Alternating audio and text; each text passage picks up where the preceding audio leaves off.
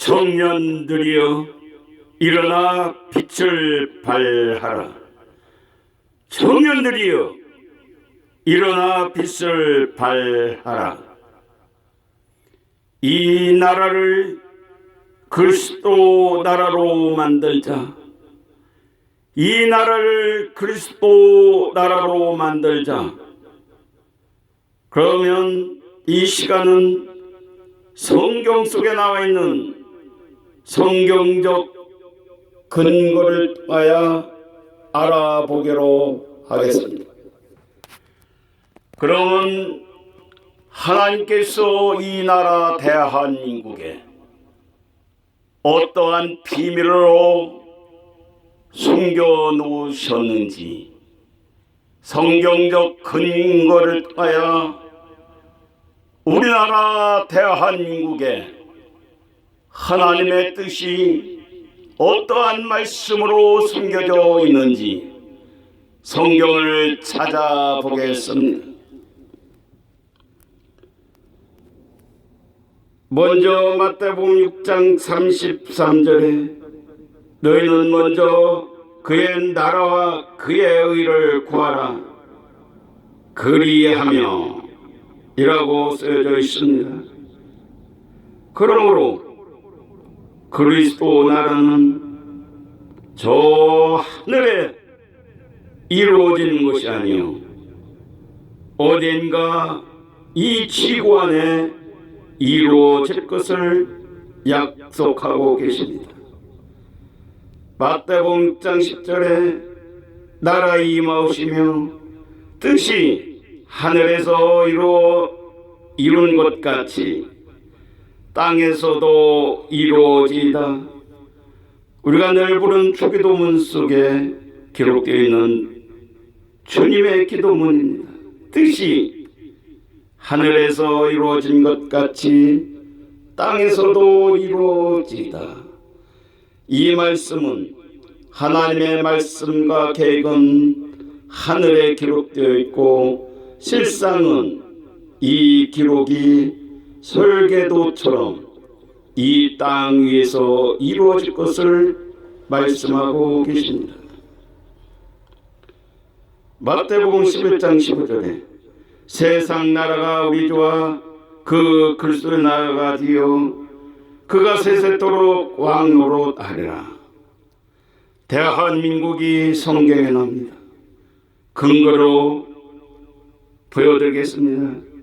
다니엘서 2장 44절에 이 열왕의 때에 하늘에 하나님이 한 나라를 세우리니 이것은 영원히 망하지도 아니할 것이요 국권이 다른 백성에게로 돌아가지도 않을 것이요 도리어 이 모든 나라를 쳐서 멸하고 영원히 설 것이라.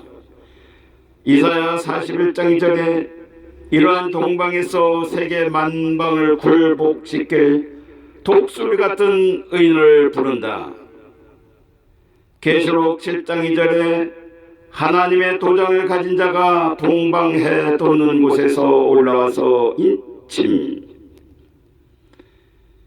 시편 113편 3절에 해 도는 데서 즉 동방에서부터 해지는 서방 해지는 데까지 여호와를 찬양.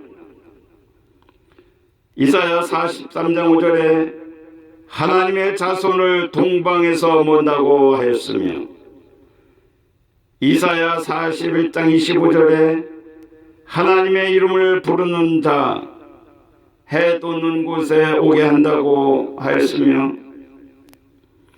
이사야 41장 9절에 이로써 동방에서 하나님의 섭리가 이룰 것은 동방의 땅 끝 모퉁이라고 하셨으며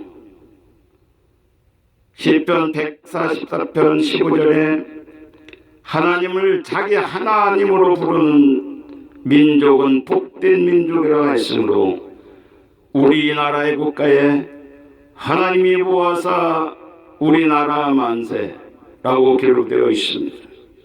그러므로 모든 종교가 모든 국민이 애국가 부를 때는 하나님으로 부르고 있는 백성은 복이 있다는 말씀입니다.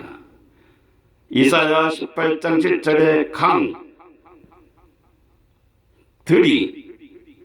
강들이라고 하였으므로 강이 하나가 아닌 둘 이상으로 국경된 나라라고 하시므로 압록강과 도만강, 이 국경이 된 나라에 시온산을 세운다고 하셨습니다.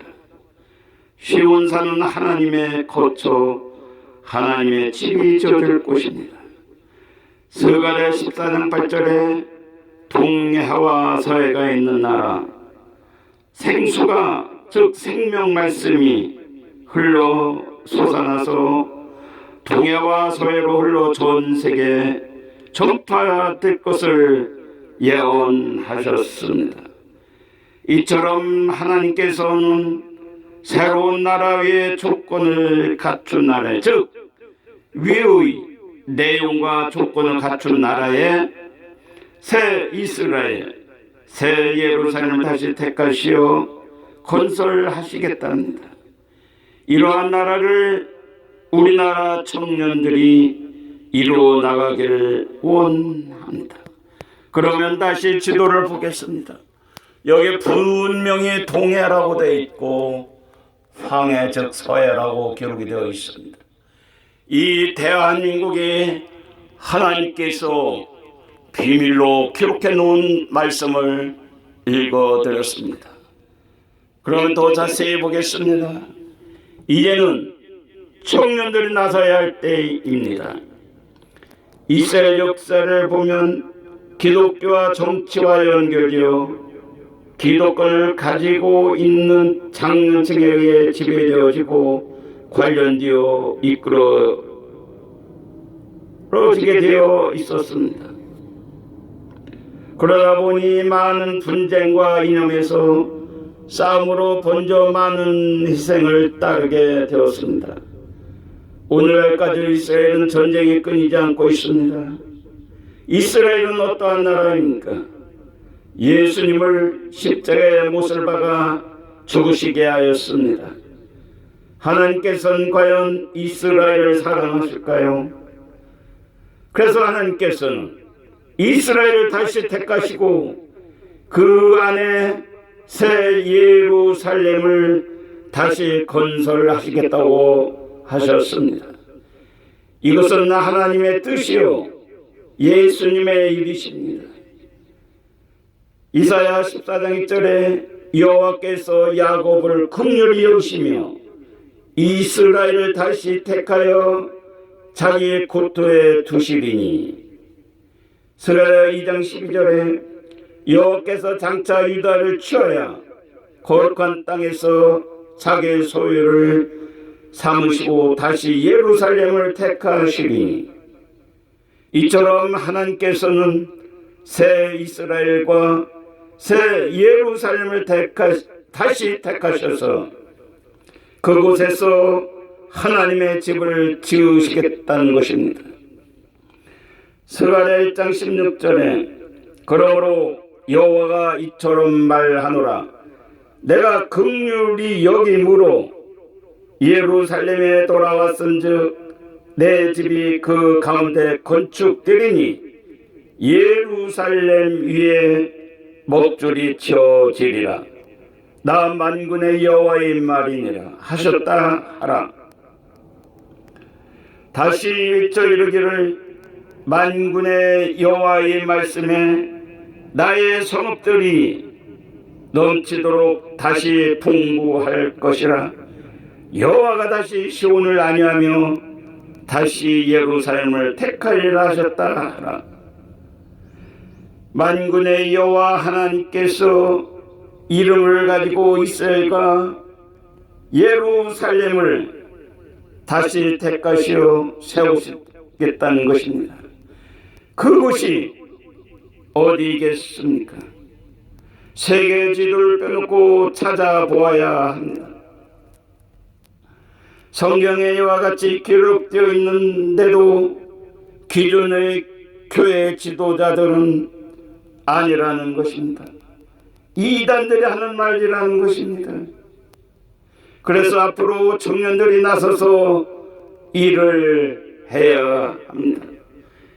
이 많은 말씀들이 일반 교회 목사님들께서는 이단이라 하면서 성도들에게 가르쳐 주지 아니하고 자기들이 정한 규율에 의해서 법령에 의해서만 가르치려고 한다.